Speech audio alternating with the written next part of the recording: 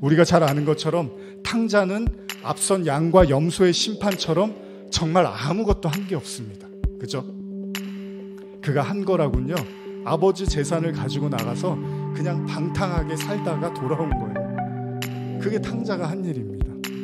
그리고 나서 자신이 너무나도 초라한 지경에 이르자 자신이 돌아갈 곳은 오로지 아버지의 집뿐이라는 걸 깨닫게 되는 거잖아요. 그리고 굳이 한 가지 있다면 내가 얼마나 아버지 앞에서 나쁜 아들이었는지를 깨닫게 된 거죠.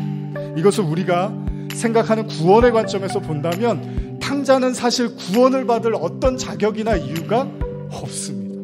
사실 저도 탕자와 관련된 설교를 여러 번 말씀을 드리지만 탕자가 아버지를 위해서 한 거라고는 눈 씻고 찾아봐도 없어요. 아버지의 집에 간 것이 용기라면 용기일 수 있겠지만 그걸 우리가 대단한 일을 한 것처럼 생각하기는 좀 어렵다는 거예요. 만일 성경이 인간이 생각하는 선한 행동이 바로 구원의 핵심이라고 말하고 싶었다면 성경은 탕자가 집에 다시 돌아와서 아버지의 말씀도 잘 듣고 선한 일을 많이 했다는 후속 조치를 취해야 합니다.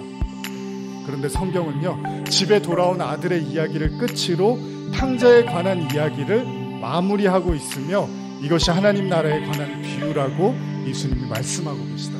그럼 여기에 흐르고 있는 구원의 메시지는 뭘까요? 여기에 흐르고 있는 하나님의 나라의 비밀은 뭘까요? 도대체 우리는 어떻게 해야지 하나님 나라에 들어가는 걸까요? 탕자의 비유에서 가장 중요한 사실은 탕자가 아닙니다. 비유의 주인공은 탕자가 아니라 아버지라는 겁니다. 우리가 신앙생활하면서 오해하기 쉬운 부분이 이건데요, 성경에서 말하는 구원은 우리가 얼마나 선한가를 증명하는 데 있는 것이 아니고요, 하나님이 얼마나 선한가를 배우는 거라는 겁니다. 우리가 아니라 하나님이 주인공이라는 겁니다.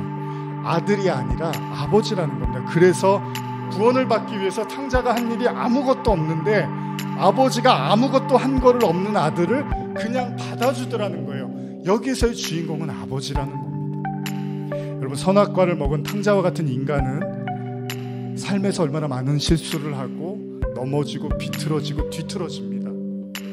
아니, 어쩌면 우리에게 주어진 이 세상이라는 시간과 공간은요, 여러분과 저의 선행을 펼치라는 영역이기보다는 어쩌면 탕자처럼 우리가 얼마나 옳지 못한 아들이었는지를 배워가는 시행착오의 장소일 수도 있다는 겁니다. 그럼에도 여전히 신앙을 자신의 옳음을 입증하기 위한 장으로 여기는 수많은 신앙인들이 있습니다. 내가 얼마나 옳은지를 뽐내고 내 생각이 얼마나 틀리지 않았는지를 다투고 나보다 더 옳은 사람은 없을 거라고 생각하기도 하고요. 인생 전체의 영역에서 고스란히 쌓아온 선행을 가지고 마지막 날 소위 주님과 정산을 하려는 염소와 같은 사람들이 많이 있다는 겁니다. 그래서 그들의 입에서는 끊임없이 다른 사람들 정죄하고 꾸짖고 판단합니다. 그들의 이야기의 끝은 결국 내가 옳았다라는 결론으로 내려지게 됩니다. 그런 신앙은 마치 중독성에 있어서 인간의 그 고질적인 질병인 자기 애와 맞물려서 더더욱 자신을 입증하고 정당화하는 데 쓰여진다는 겁니다. 그들의 입은 거칠어지고 그들의 내면의 분노와 광기는 탕자의 형과 같이 아버지도 쓰러뜨릴 만한 위세를 부리게 된다는 겁니다. 그러나 그들의 목적지는 아마도 염소들이 가는 그곳일 가능성이 큽니다. 그들이 생각하는 1등 구원은 예수님이 생각하시는 그 구원과는 도무지 맞닿아 있지 않는다는 겁니다. 오히려 바울은요, 복음의 본질을 깨닫자 자신이 구원을 위한 1등 성도가 아니라 오히려 꼴등이라는 걸 배우게 되는 거죠. 죄인 중에 내가 괴수니라. 그러니까 자기가 죄인 중에서 제일 악질이라고 지금 바울이 이야기를 하는 겁니다. 제가 말하는 건 말로만 지금 죄인 하는 나팔을 이야기하는 게 아닙니다. 사람들이 스스로를 하나님 앞에서 죄인이라고 고백하는 사람은 많지만요, 진짜 죄가 뭔지를 잘 아는 사람은 그렇게 많지 않습니다.